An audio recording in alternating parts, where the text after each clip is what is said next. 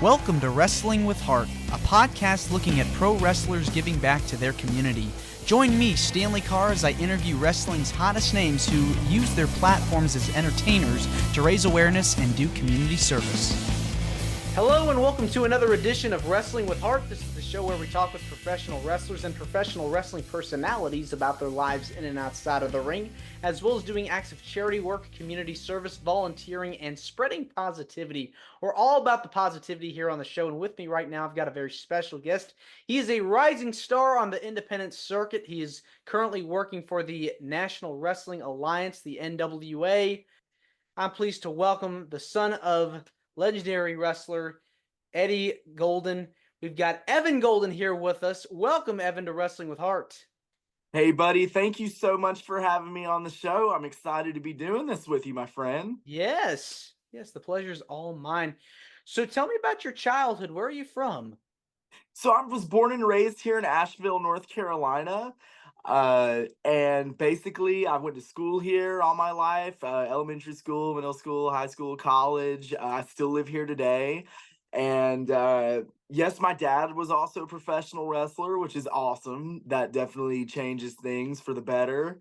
And living here in Asheville, things are going great. And I feel like it's always been that way. And my childhood was awesome, man.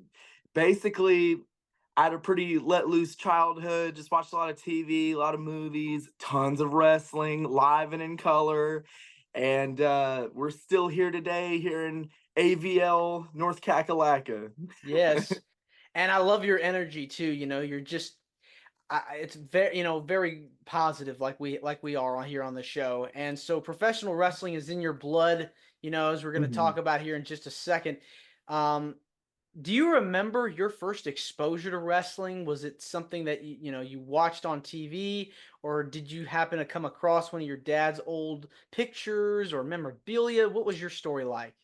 My story is pretty interesting when it comes to first experiencing and seeing wrestling. So I actually first ever saw wrestling live at a show, and I would say I was goodness. I mean, I know he brought me to shows. My dad did his shows when I was at least an infant. But my very first memory of it is just watching him wrestle, and I could have been 2 or 3 years old, and it was like just the weirdest thing because for me, like, I never even questioned what was going on or what he was doing. I just saw him up there doing his thing in the ring, and I always was just like, "This is normal. That's what he's just doing that, and that's what he likes to do, and I don't know what it is, but there it is." And then as I started getting older, around 4 or 5 years old, that's when I started seeing it more on TV, and then I was like, "Alright, that now I know exactly what he's up to."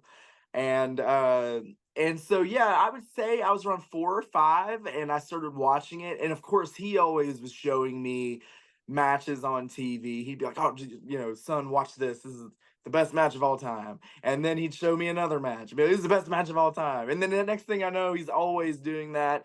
And it would just kind of go from, we would watch wrestling together here at home, and then we would go on the road to basically see his shows, which was just so cool because like the more and more I started to learn about it, I was like, gosh, this is like the awesomest job any dad could ever have. Like this is crazy, you know what I mean? I mean, it's so amazing. You start out as a fan, and now you're doing it, Mhm. and you're watching all this content. I mean, who were some of your favorites growing up? Obviously, your dad, it Yeah. definitely can be an inspiration. I would think he would be Oh your yeah. your, Oh your number yeah. one. But who who Yeah. who who else have you followed over the years and just have been inspired by? I really, really enjoy old school wrestling because that's the kind of wrestling that my dad always showed me. And there would be constant times where I would like have a favorite wrestler of the year where he would show me these matches and he'd be like, "Son, watch the way that this guy wrestles and watch the way that this guy wrestles." So like each year as I got older, I'd have like a new favorite. To pick some out in particular, I always enjoyed Ric Flair. I also liked Roddy Piper. Mr. Perfect was always one of my big favorites. I would always watch him like constantly. That's like but that was like ended up being like my go-to. And then I'd eventually start watching it was weird, like I was raised on this old school style, but then was also watching it on TV live in present day. So like my dad would show me these old, classic NWA VHS tapes, and then next thing I know, I'm watching Raw on TV and it's live, or TNA is on and it's live, and it's like this is so weird because there's just a major difference. And But yeah. wrestling, just like any other piece of pop culture, music is another example. It Hmm. changes. The styles change. It's different as time has evolved. And back in the day, you had a lot of technical workers that were Hmm. very on mat based, and now everything's all, a lot of people are into the high flying. There's you see Yeah, a lot more. right. You see a lot more, high spots now than there used to be. Everything was basically all mat work. So it's Yeah. it's an example of just how much, the styles have changed. Back in the day, your technical wrestlers or your scientific wrestlers are putting on Hmm. 30+ minute matches. Yeah. Now you've got, 20 or 30-minute matches, you know, diving It's outside of the ring, and it's Yeah, it's in the air. It's very I always like to compare it to, and the reason I feel like I can compare it to this is because I used to do it. I like to compare it to gymnastics a lot because I used to take gymnastics classes, and it kind of feels the same. It's like, oh, and like it's always impressive, but that's definitely not like I say, my dad, he always had me watching the oldies, and that's always what really taught me character work and whatnot. Like it's just so important. I'd rather see someone who's just like really entertaining than like a routine of just flying all over the place. And as much as like I'm like an easily amused person, so like if I see someone go crazy and dive off a ladder, I'm gonna be like, oh, that was cool. But I just know deep down that like the wrestling that I was raised on is just so cool. And like I said, he really raised me right with the I mean, don't get me wrong, he would show me a lot of you know we like to watch TNA together. That was like our thing that we would do. We would Mhm. watch TNA when it was like happening, 2006, 2007. But then at the same time, he really made sure that I watched a lot of WCW and stuff. And so yeah, but it is crazy because I feel like I've watched so much wrestling, and now I do wrestling. And it's like every single style you could ever see is happening right now, and it's just it's wild, isn't it? It's crazy. I mean, and I've talked about this with so many people on the podcast so far that I've done this. There's Hmm. so many alternatives now. It's unbelievable, but it's so cool because it's accessible now. Back then, Yeah. you'd have maybe one or two wrestling shows on TV, but now you could go online, look up, such and such promotion, and there you go. It's on YouTube. You know what's funny about that, and this kind of ties back into my childhood. I used to have oh my gosh, what are those it was called, I think, CD-ROM. The little discs that you put into the PC. Yeah, I floppy think that disks.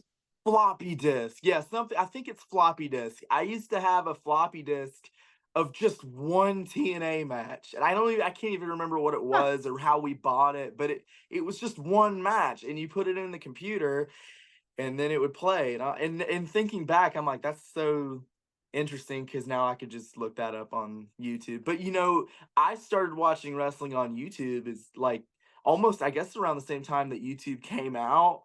And Hmm. that was always like so cool to me. But nowadays, like I've noticed there's like a lot more full matches and stuff, full shows. Back on YouTube, they would always put like clips of stuff. And I don't know if anybody listening to this might think of this as like a nostalgia trip for a minute, but I used to be able to find my full wrestling experience on Daily Motion. Remember Daily Motion? Hmm. Yeah. Yep, yep.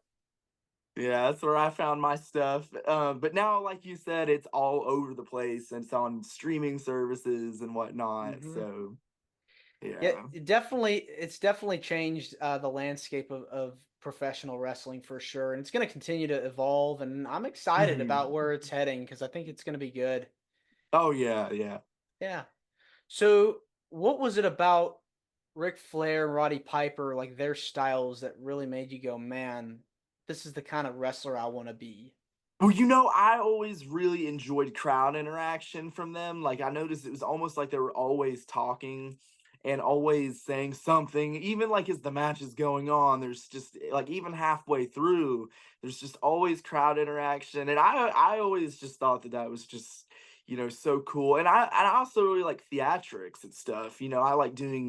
I like to used to do theater in school, and I just really enjoy the idea of like, hey, all these people came to watch the show, but we can't just pretend that they're not there. So I always kind of noticed that even early on. Like, I like the way that they're taking time to, first of all, like be great in the ring, but they're also taking time to, interact with everybody that came out to see the show. Because even when you watch it, 30 years later, it's like, gosh, that's awesome character work.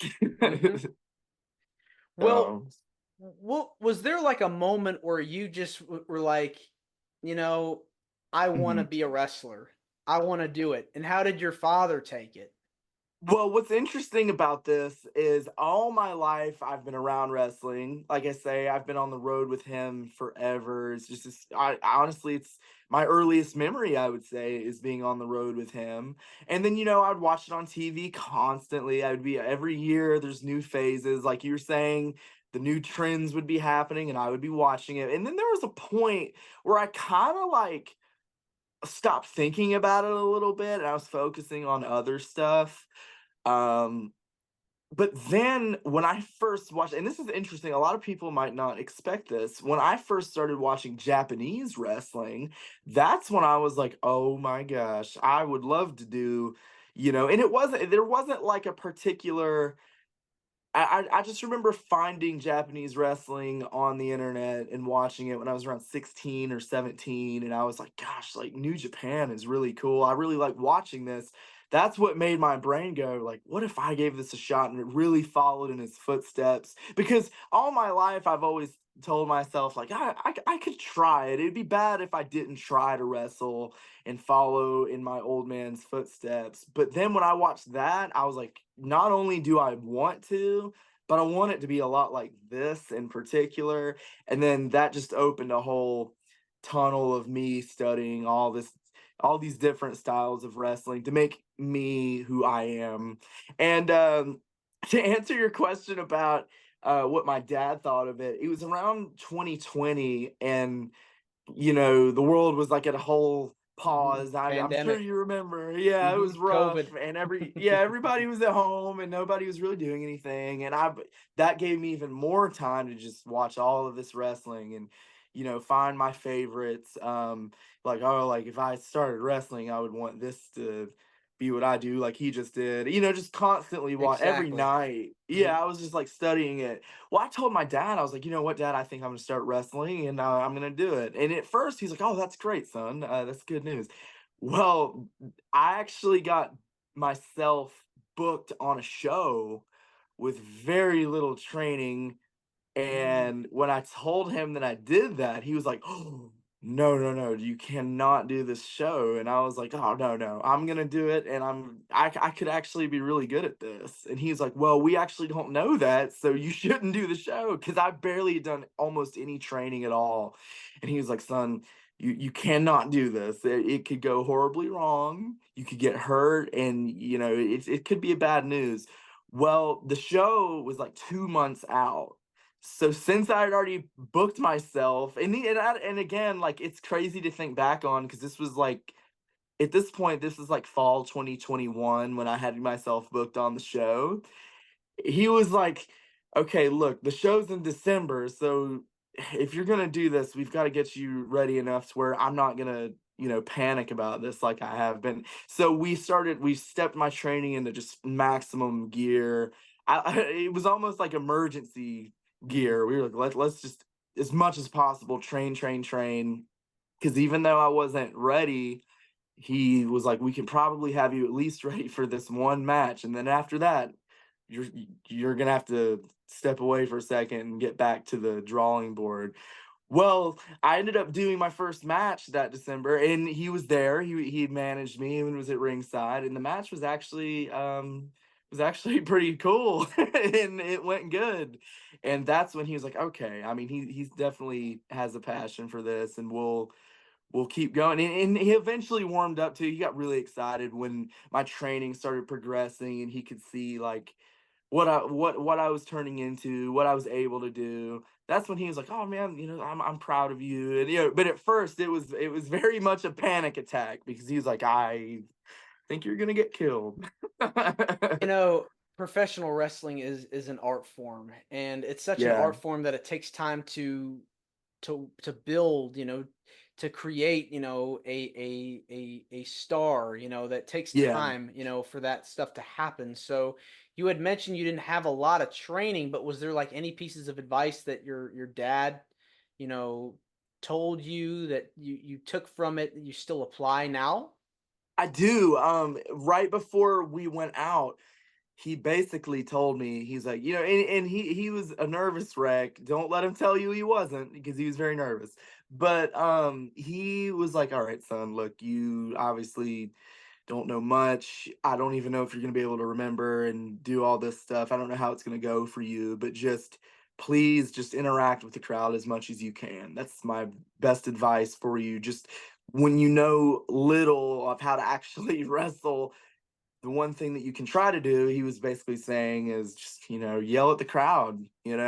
So I went out there and I did it like crazy. And to this day, that's all I love. I love to interact with everybody. Like, as soon as I'm outside the curtain, if I see someone sitting there, I'm gonna say something one way or the other. And that's something still to this day, even as my skills have gotten a lot better since that point in time. I still take time to do that. And it's kind of funny, like, it was once his backup plan for me, like, "Hey, don't try to do something you don't know how to do, but you should at least try to run your mouth a little bit." And now I try to do both, and be a good wrestler and, get the crowd involved. Do you prefer being a good guy or a bad guy, baby face or heel? You know what? It's funny. I'm mainly a heel all the time. Almost everywhere I go, I am, and I love it because I do get to finally give everybody a piece of my mind. I get to go out there and, like I just said, I get to yell at everybody. I get to tell everybody what kind of mood I'm in, and I'll give them a piece of my mind. But the funniest part is I actually really like being a baby face instead, though, because at the end of the day, I still get to go out and you know, I think what I like about that is I like seeing everybody. Like at intermission, I like to go out and say hello to people and ask people if they're enjoying the show. I like to sign things. Am more than happy to sign something. And when you're the bad guy, there's just not really you're like mortally hated, and it'd be a big mistake if you tried to step out into a mob. So, but at the end of the day, I like making everybody's day a better one, and glad that they're when it comes to being positive, I like people having a good night at the show, Yeah. and so I like making people happy. Yeah, I mean, you're putting on a performance essentially, and you're trying to, like we're talking about here, having that crowd interaction. If they're not having Yeah. fun, I mean, you know, it's you got to find a way to get them engaged. So Yeah, well, whenever I'm on everybody's side and I'm out there and people are cheering for me, I just like it doesn't matter like what kind of match I'm having. I like to take time to pick everybody up. I know what it's like to have a bad day, and I know what it's like to really just want to go do something. Like, if you ever go to the movies, you're probably going because for one, you want to see the movie, but you also might have something you want to get off your mind. And I know all about that. So I like going out and not only putting on a great performance and a good match, but I also like making sure that everybody enjoys it too. And that's why I always like doing that more. yeah. So since you've been in the ring, who have been some of your favorite opponents that you've wrestled against? My favorite opponents so far have absolutely been KC Kazana, who we have a love hate relationship. It's like one day he's one of the bestest friends I could ever have. And the next day he's kind of like a backstabber. And what's great about that is every time we wrestle, it's hard hitting and it's a great match and it never disappoints. But the one thing I have to say about it, and I won't tell him to his face, but I'll tell it to you. I enjoy wrestling him very much. So I would definitely say KC. I really enjoy wrestling Kerry Morton, and I've only actually had one real match with him, and it was for the NWA World's Junior Heavyweight title. But it's weird. I used to wrestle him all the time, like as a kid. Like we would roll around and wrestle when we were at shows together. So it's like those don't count at all. But like I just know that if I enjoyed it then and I enjoyed it last year, I would love to wrestle him again. Honorable mentions. I really enjoy wrestling Jeff Connolly, who helped put in some training for me. Joe Briggs. I don't know if you know Joe, but Dr. Joe Briggs. I love being in the ring with him. My tag team partner, Michael Gabriel. I love being in the ring with him, not only tagging with him, but I've also wrestled him a couple of times, and it's always a great experience to be in the ring with him. He's a lot like me. He likes to be a little bit out there and make things a little different. So I have to give an honorable mention to him, of course. Yeah, So right on. yeah. Now, what's your ultimate goal in professional wrestling? Where do you see yourself in the next few years? Well, in the next few years, I definitely just want people to be able to see me wrestle on a bigger and bigger stage year by year. So far it's going really good. I like knowing that people can easily probably find a match of mine somewhere. But in the next few years, I want it to be where more and more people are like, "Hey, did you see that match that he had?" Like, and I'm not even sharing it or sending it to anybody. They're just already talking about it. So I think the best way for me to do that is just keep wrestling and keep getting on bigger and bigger stages, because that way more of my matches will be accessible. So I think in the next few years, and this could be for the rest of my career, I just want people to be able to watch my matches and be like, "Oh, I like that." Yeah, I definitely can picture that. I think you'll have a bright future. Let's Oh, switch. thank you. You're welcome. Let's switch gears now and talk about some of the stuff that you've done outside of the ring. I know you've been involved with a lot of charities and done a lot of charity work. Talk to Yeah. me about some of the organizations or things that you've done to help out in the community. So my community is a great community. I love Asheville. It's where I live. Like mentioned at the beginning, I've been here all my life. I've never moved out of town. I've always been here, and so I I have to say I know so many people around here, because like when you go to school with everybody and then you go around town, you eventually, start to get to know everybody. And it's really helped me realize that I love my community. And I love my town. Every town has people that live in it that are like, "Yeah, oh, I hate my town," or "God, I can't wait to get out of here." But see, I'm not that person. Like I love it here. And I think helping my community is very important. I think one of the biggest, I don't want to say it's an issue, but I think one of the biggest and most prominent things that people might look at and mention with my town is homelessness. There's a lot of homelessness here, and it's weird. Since I've been here all my life, I've kind of see it grow more and more. So I've actually done some work in high school and just a couple of years ago with a community. With a organization in the community called ABCCM. And what they basically do is they provide food and shelter and just places for people to stay that are, that don't have a home. And I think that was really important for me to do work with them, because a lot of people around here, they're just like, "Gosh, these homeless people, I wish they would just go on and go somewhere else." But we don't know the whole story. Like, this person could be mentally, not in a good spot, or they could be some sort of disabled veteran. Like, there's so many reasons that and working with them made me realize, like, there's so many reasons that one person could actually be homeless. Like, I always just assumed, like, "Oh, well, that person must have just lost their mind and they don't know what to do, so now they're on the side of the road." Well, that's not always the case. you can they opened my eyes to the idea of like, oh well, you can get evicted and you and your whole family can just, what do you do, so working with them, I can't recommend enough because there's different ways that you can do it. They really push for you to help get homeless people to their shelters.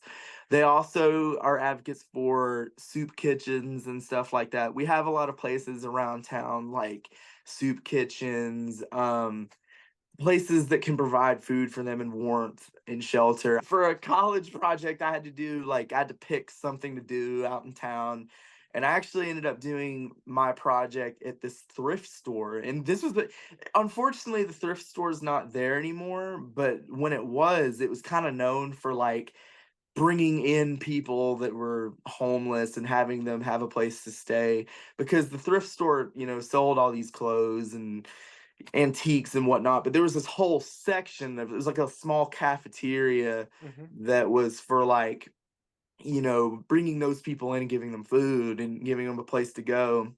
And when I was doing my work there, it was like the coolest thing because all these homeless people came in, and most people would be like, oh gosh, there's homeless people, we better lock our drawers. There's something like that. Well, these people at the thrift store, they were like, "Oh, come on in, and come on in. It's good to see you." Like they talk to them like they've known them for years, and I just really that like really lit me up. I was like, I like this environment of like, treating everybody the same, and bringing everybody in and helping them out because like I said, we don't know the full story. And No, yeah, and I actually got to meet a few of those people, and I was like, really. wow, they were like totally friendly. You could tell that some of them, you know, oh, what's the old saying? Skeletons in the closet, demons. I don't know. Everybody's got their skeletons in the closet. We've Yeah, all got you our you skeletons in the closet. Yeah. yeah, you could tell that a couple of the homeless people that I met, they might have had something going on, but I ended up having like fully in-depth conversations with them, just like you and I are, and that really opened my eyes. I was like, you know what? Why not help these people?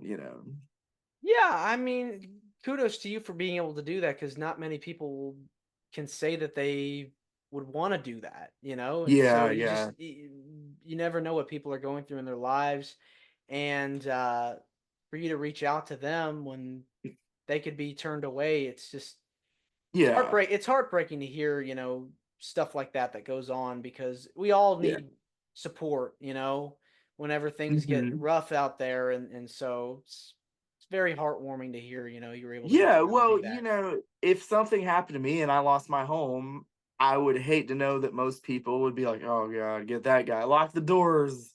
This guy's walking around, let's not help him out." Like I just don't like the automatic like, boom, don't help Yeah. that person. That doesn't make sense because now that I've talked some of these people and have more backstory, ABCCM really talked to me a lot about like, look, you have to remember these people, most of these people and these individuals were just like you, Evan. They had a home and they were perfectly fine. Things happen. They probably never expected to not have a home, And so Mhm. it's all about perspective. And I definitely recommend if anybody's in Western North Carolina to, if they want to do any good for anybody, that's a great thing. Another thing that's more lighthearted, Brother Wolf is a adoption center Hmm. here in Asheville. They do a great job at basically, letting people come in and adopt animals, but they're not just, animals for sale. These are, injured animals that they found around town. They'll bring them into Brother Wolf and you can go in and look at them. You'll find cats like, oh, they're cats, but it might have a broken leg because they found it, hurt somewhere. But they give you the chance to come in and adopt animals that were not in such good shape, like cats and dogs and whatnot. I love stuff like that because I'm a big animal guy, and I think it's important that we treat them right too. You have cats or dogs at your house? I do. Actually, he barked earlier. You might hear it back in the feed of the podcast. He's a Chihuahua. He's like this long. Oh, how cute. Yeah, his name's Micah, and we've had him since 2014, Hmm. and he is definitely precious. And that's Wow. another thing that's really opened my heart to animals. I'm like, gosh, I love him so much, and but I also love cats and different sorts of animals, except snakes though. I don't like snakes. Yeah, they can be scary. Yeah. Well, what is it about giving back to the community that gives you the most joy? Well, I think the best part about giving back to my community is I know so many people in my community, and I just think that if we all just, be negative all the time and we all just sit in our houses and we all just go, well, we're not going to help each other out, that just doesn't make any sense. I know so many people here in town that support me and what I do, and this is kind of the first time I've ever really gotten to talk about it. But I have so many people here in town, they'll come up to me and be like, Evan, got great job on your wrestling. You're doing such a good job. And like, oh, good job, Evan. And it just really makes me realize like communities really do have each other's backs, because Asheville is a pretty big city. And even then, there's all these people that I can call my friends that are like, they're patting me on the back. And I'm like, that's really cool that they're doing that here in this big town. So I think it's important to do good things like that, because that's if we can all be positive like that, it makes for a better town. Yeah, I agree 100%. Well, Oh yeah. listen, Evan, I just want to say thank you so much for coming on to Wrestling with Heart. It means a lot to me and to my listeners and the viewers that are watching this on YouTube. Where can people Mhm. find more about you on social media? Well, I'm on everything. I'm on Instagram, X, Facebook, all over the place. Just look up Evan Golden. My handles are almost all Evan the Blonde, because I got the blonde going on right now. Yeah, So I yeah, figured yeah, I yeah, figured that was fitting. yeah. Yep. I'm on there. I'm on TikTok as well, and yeah, just look up Evan Golden. That's where I post updates about everything I'm up to. And I usually post clips from my matches too, so people can look at it and decide if they like it or not. All right. Well, Evan, thanks again, and you're more than welcome to come back. Hey, I will be back. I think there's more that can be talked about. I'm Yes. sure. I'm sure I'm going to be doing more around town that Yes. I could come back and discuss. And also, I'm going to be doing tons and tons more wrestling too. So we can talk about that too, pal. 100%. Thanks again. Take You care. got it, man. All right. Have a good one. This is Wrestling with Heart. I hope you found this podcast to be informative and entertaining. If you did, please hit the subscribe button and look out for the next edition.